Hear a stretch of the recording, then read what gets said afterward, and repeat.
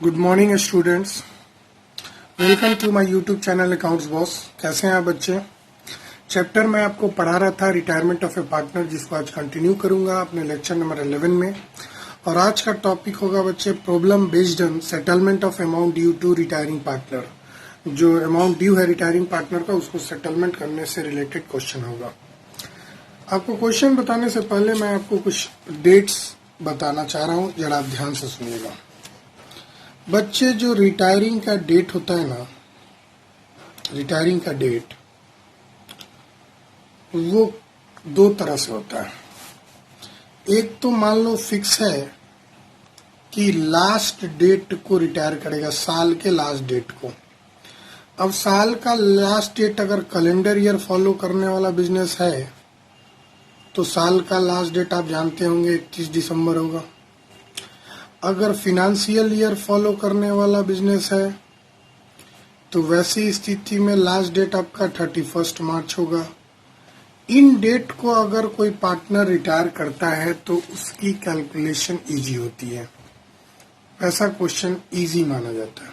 ठीक है, तो पहला तो कंसेप्ट हुआ लास्ट डेट वाला, पहला कंसेप्ट। दूसरा एनी डेट, मतलब कोई डेट फिक्स नहीं हो, किसी भी डेट रिटायर कर जाए, मतलब साल के बीच में रिटायर कर जाए, साल के 2 महीना के अभी बिजनेस चला 2 महीने, साल के दौरान मतलब बोल सकते हो, मतलब ड्यूरिंग द ईयर कभी भी रिटायर कर जाए, ड्यूरिंग द ईयर कभी भी रिटायर हो जाए, है ना।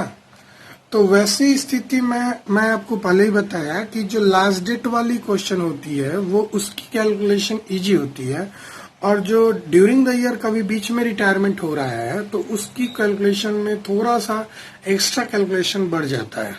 तो मैं आज आपको यही वाला क्वेश्चन बताने वाला हूं जिसमें साल के बीच में वो रिटायर कर रहा है। ठीक है, अब साल के एकदम बीचों बीच हम नहीं बोल रहे हैं, मतलब कुछ महीना गुजरने के बाद वो रिटायर कर रहा है। ठीक है, आइए जरा क्वेश्चन को ध्यान से पढ़िएगा। A, B and C were trading in partnership, sharing profit and losses equally. A, B, C 3 partner था जिसकी प्रॉफिट शेयरिंग रेशियो इक्वली था। On 31 दिसंबर 2018, ये कैलेंडर ईयर बात है बच्चे। The balance sheet of the firm stood as follows, मतलब ये जो बिजनेस है वो कैलेंडर ईयर को फॉलो कर रहा है, क्योंकि लास्ट डेट को उसकी कुछ बैलेंस शीट बना के दी हुई है, जिसमें कैश इन हैंड 11,800 है, डेटर 16,000 है, स्टॉक 23,200 है, जरा ध्यान से देखिएगा ये 200 है बच्चे। बिल्डिंग्स 46,000 है, गुडविल 30,000 है, क्रेडिटर्स 27,000 है, जनरल रिजर्व 24,000 है, बैंक लोन 10,000 है, कैपिटल एबीसी का 30, 20, 16 ये मिला के 66,000 है, टोटल बैलेंस शीट 127,000 है। यहाँ तक क्लियर है बच्चे। ऑन 1 अप्रैल 2019, जाहिर सी बात है ये चल रहा था कैलेंडर ईयर, और ये रिटायरमेंट का डेट दिया हुआ है। मैं जरा हाईलाइट कर दूं आपको रेड पेन से, जरा ध्यान दीजिएगा कि ऑन 1 अप्रैल 2019, जरा ध्यान से दीजिएगा, फिर से रिपीट कर रहा हूं। On 1 April 2019 C retires and the following condition were agreed upon. मतलब ये जो क्वेश्चन है उसमें ऐसा नहीं है कि जो सी 31 दिसंबर को रिटायर कर रहा है। अगर इस डेट को रिटायर करता तो ये क्वेश्चन जरा इजी होता, लेकिन यहाँ पे देखो 31 दिसंबर को रिटायर ना करके, ये 2018 का 31 दिसंबर को रिटायर ना करके वो आपको मैं बता दूं कब रिटायर कर रहा है, तो 1 अप्रैल 2019 को रिटायर कर रहा है। 1 अप्रैल 2019 को रिटायर कर रहा है। तो जरा ध्यान दो, यहां से यहां तक के बीच में कितने महीना हो गए, मतलब आफ्टर 3 मंथ, जो लास्ट बैलेंस शीट डेट है उसके 3 महीने बाद वो रिटायर कर जा रहा है। इसका मतलब यही हुआ, जो लास्ट बैलेंस शीट डेट है उसके 3 महीना बाद सी रिटायर कर जा रहा है। और रिटायरमेंट का कुछ कंडीशंस हैं, मतलब उनके कुछ डेट्स हैं, जरा पढ़ते हैं। और कुछ एडजस्टमेंट भी है। The value of building should be appreciated by 14,000, by लिखा हुआ है, मतलब पूरा का पूरा जो बिल्डिंग आपको नजर आ रहा है 46,000 का, 46,000 का, उसमें आप 14,000 का बढ़ोतरी कर दीजिएगा। Create provision at the rate of 5% on debtors for bad debt. आपको जो डेटर्स नजर आ रहा है 16,000, उस पे आपको कुछ 5% का प्रोविजन भी क्रिएट करना है। और goodwill of the firm was valued at 36,000, valued goodwill दी हुई है 36,000, ओल्ड गुडविल भी दी हुई है 30,000। C share of profit up to the date of retirement be calculated on the basis of last year profit. मतलब कहता है कि सी का जो शेयर ऑफ प्रॉफिट है कब से कब तक, up to the date of retirement, retirement के डेट तक का जो प्रॉफिट है, यही एक्स्ट्रा लाइन है जो आपको करना पड़ता है जब कभी कोई पार्टनर बीच में रिटायर कर जाता है। तो C share of profit up to the date of retirement be calculated on the basis of last year profit, जो लास्ट ईयर का प्रॉफिट दी हुई है उसके बेसिस पे कैलकुलेट करेगा। The profit earn in the previous year was 1,20,000। यहाँ पे क्लियरली दिया हुआ है कि पिछले साल का प्रॉफिट 1,20,000 है, इसी की बेसिस पे 3 महीना का प्रॉफिट भी कैलकुलेट करना है। आपको प्रिपेयर करना है रिवैल्यूएशन अकाउंट एंड कैलकुलेट करना है अमाउंट ड्यू टू सी। मतलब आपको तो रिवैल्यूएशन अकाउंट अगर क्वेश्चन में बोल दिया है तो सही है, नहीं भी बोलता तो आपको वर्किंग नोट में रिवैल्यूएशन अकाउंट तो कैलकुलेट करना ही पड़ता बच्चे। खैर आइए, आप समझ गए क्वेश्चन, जरा हम लोग क्वेश्चन को शुरू करते हैं। आपने देखा कि बिल्डिंग की वैल्यू बढ़ रही है, और जब भी बिल्डिंग की वैल्यू बढ़ेगी तो आपको फायदा होगा, मतलब फर्म को फायदा होगा। और फायदा कितने से हो रही है? 14,000 से। इसमें क्लियरली क्वेश्चन में बोला हुआ है 14,000 का फायदा हो जा रहा है। और एक दूसरा एडजस्टमेंट दिया हुआ है कि प्रोविजन बनाना है, यानी टू प्रोविजन फॉर डाउटफुल डेप्ट, टू प्रोविजन फॉर डाउटफुल डेप्ट अकाउंट। कितना प्रोविजन बनाना है बच्चे? 5% बनाना है। तो आपका डेटर था 16,000, आप उसका अगर 5% बनाएंगे तो 16×5 = 80, यानी 800 आपका प्रोविजन होगा। इसके अलावा बच्चे रिवैल्यूएशन से रिलेटेड कोई भी बात नहीं हुई थी, नहीं दी हुई है क्वेश्चन में, तो सीधे आप प्रॉफिट और लॉस निकाल देंगे। तो आप देख रहे हैं कि क्रेडिट साइड ज्यादा है, इसका मतलब आपको रिवैल्यूएशन में प्रॉफिट हो गई है। और प्रॉफिट को आप ट्रांसफर कर देंगे ओल्ड पार्टनर्स के बीच में ओल्ड रेशियो में। और यहाँ पे ओल्ड पार्टनर, सभी पार्टनर ओल्ड ही है, तो यहाँ पे लिखेंगे आप to profit on revaluation transfer to A's capital account, B's capital account, C's capital account. बच्चे ये कैलकुलेट करना नहीं भी बोलता रिवैल्यूएशन अकाउंट तो हमको करना पड़ता। जरा देख लेते हैं, 14,000 में 8 से गया तो 13,200 हुआ, और इक्वल पार्टनर है तो 13,200 को 3 से डिवाइड कर देंगे तो ये 4,400 के करीब आएगा। देखो 3 4 जा 12 और 3 4 जा 12, यानी 4,400 आएगा। और सारे पार्टनर में वही होगा क्योंकि वो सारे इक्वल पार्टनर्स थे। खैर यहाँ तक आपने कैलकुलेट कर लिया, ये आपका इम्पोर्टेंट काम था जो आपने कर लिया सही। आगे बढ़ते हैं बच्चा। अब आपको करना है क्या? कैलकुलेट करना है amount due to retiring partner. जैसे कि मैंने आपको पिछले लेक्चर में आपको फॉर्मेट बताई थी, जरा फॉर्मेट को देख लो। सबसे पहले तो ओपनिंग बैलेंस ऑफ इस कैपिटल बिफोर एडजस्टमेंट, यानी बैलेंस शीट से उठा के डाल दो, है ना। तो आइए हम लोग सबसे पहले यहाँ पे वही करते हैं। ओपनिंग कैपिटल, ठीक है ना। ओपनिंग कैपिटल किसका भाई? रिटायरिंग पार्टनर का। Amount due to retiring partner कौन था? सी था, है ना। तो सी का यहाँ पे रिटायरिंग पार्टनर की जगह आप सी लिख लेंगे। तो ओपनिंग कैपिटल जब बैलेंस शीट को आप देखेंगे तो आप बैलेंस शीट में सी का ओपनिंग कैपिटल 16,000 देख रहे हैं, तो 16,000 आपको उठा के यहाँ पे डाल देना है। उसके बाद आपको कुछ एडिशन करने हैं। एडिशन में जरा मैं फिर से आपको फॉर्मेट दिखाता हूँ।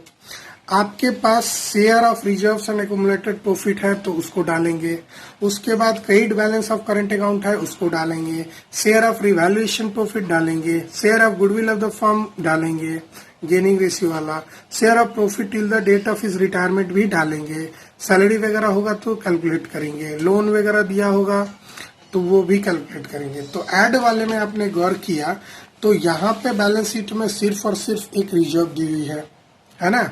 तो यहाँ पे आप लिखेंगे,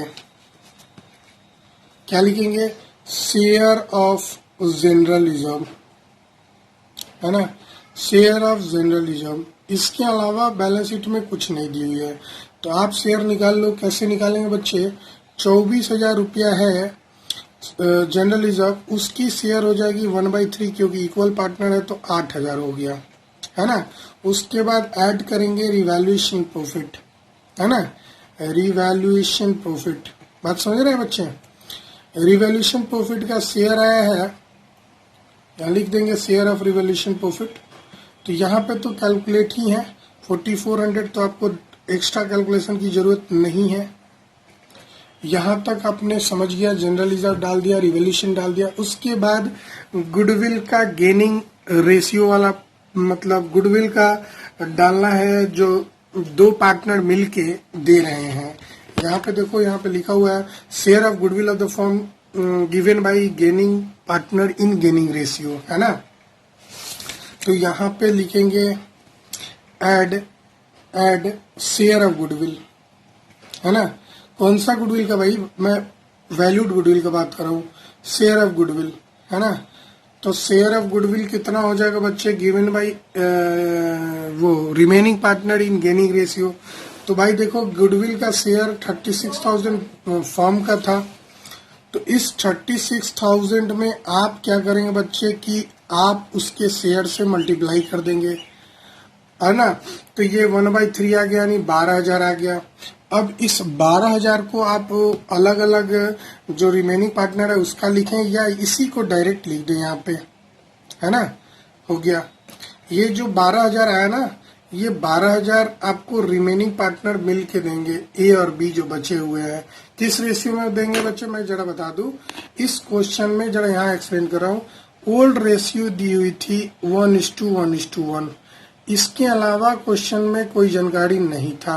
वैसे सिचुएशन में जब क्वेश्चन में एक्स्ट्रा जानकारी ना हो तो रिमेनिंग पार्टनर का जो ओल्ड शेयर है वही न्यू रेशियो होगा और वही गेनिंग रेशियो भी होगा, है ना। इसका मतलब गेनिंग रेशियो 1:1 है। तो 12,000 को ए देगा 6,000, ये लिखना नहीं बस समझना है, और बी भी देगा 6,000। टोटल सी को कितना मिलेगा, 12,000, है ना। जो रिटायरिंग पार्टनर है ना उसको रिमेनिंग पार्टनर गुडविल का शेयर देते हैं। इसके अलावा जरा देखते हैं हम लोग फॉर्मेट को फिर से एक बार देखते हैं। भाई मैंने ये रिजर्व का कैलकुलेशन कर दिया, क्रेडिट बैलेंस करंट अकाउंट का नहीं था, रिवैल्यूएशन का प्रॉफिट डाल दिया, गुडविल का शेयर डाल दिया, share of profit till the date of his retirement डालना है। तो आइए हम लोग डालते हैं add share of profit till the date of retirement. और यहाँ पे जरा ध्यान देना है, आपने देखा कि गुडविल का कैलकुलेशन के लिए लास्ट लाइन क्या लिखा हुआ है कि on the basis of last year profit, और लास्ट ईयर प्रॉफिट 1,20,000 है। तो सबसे पहले तो आप यहाँ पे जरा कैलकुलेशन देखिएगा, 1,20,000 डाल देंगे, ये फर्म का प्रॉफिट हो गया पिछले साल का, इनटू अब हमारा जो रिटायरिंग का डेट है वो 3 महीना बाद है, तो 3 महीना का प्रॉफिट मतलब 3/12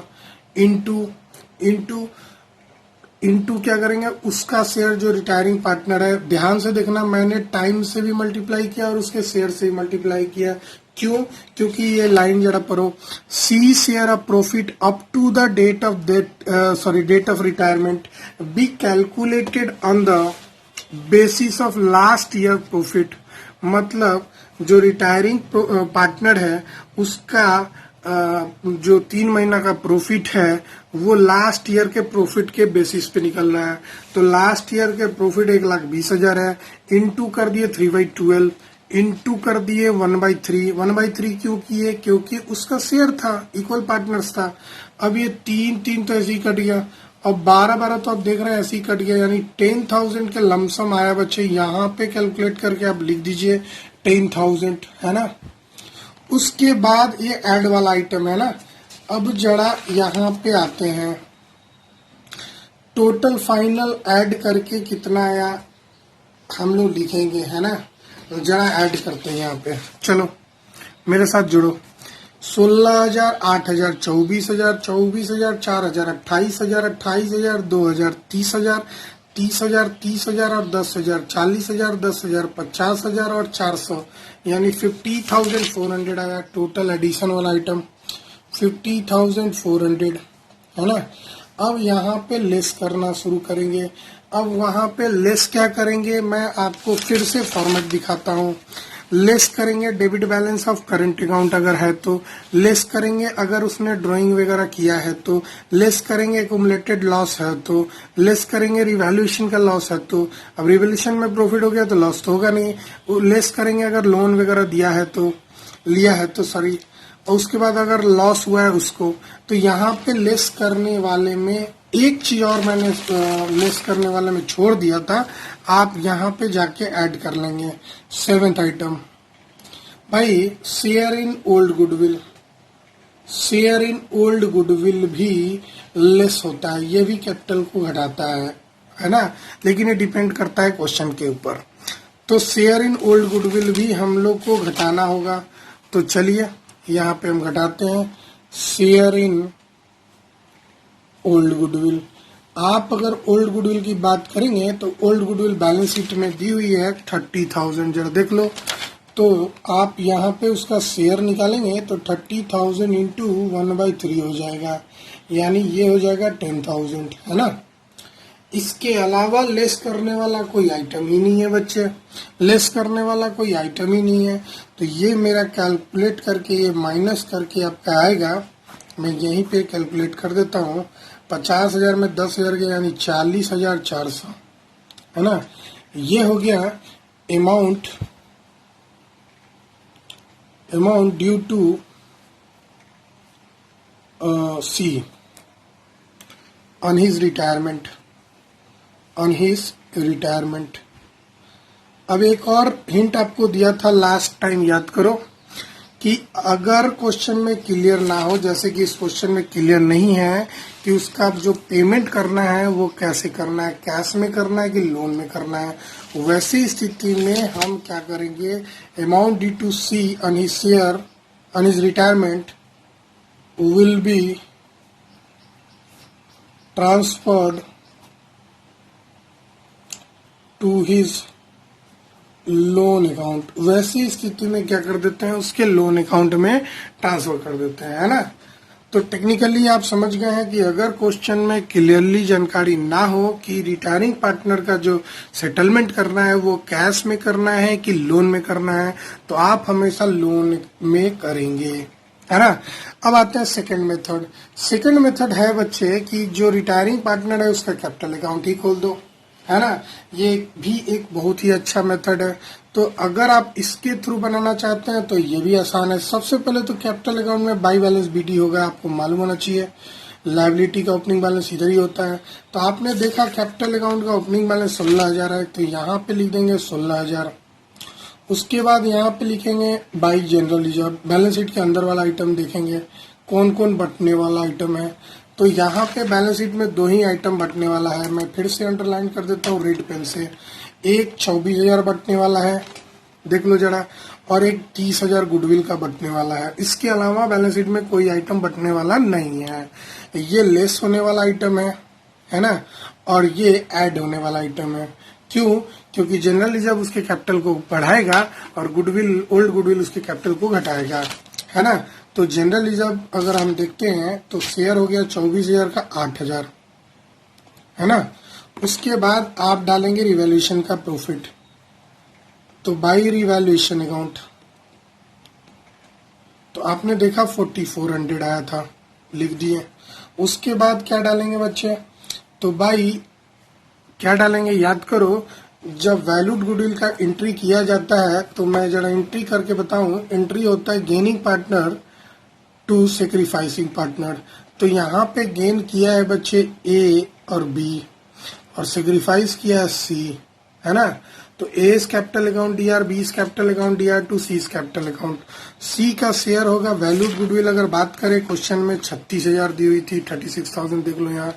अब 36,000 का मैंने पहले ही बताया कि 36,000 का अगर उसका शेयर निकालें तो 12,000 आएगा और 12,000 को गेनिंग रेशियो में बांटेगा और गेनिंग रेशियो ए और बी का इक्वली है तो ये 6,000 हो जाएगा।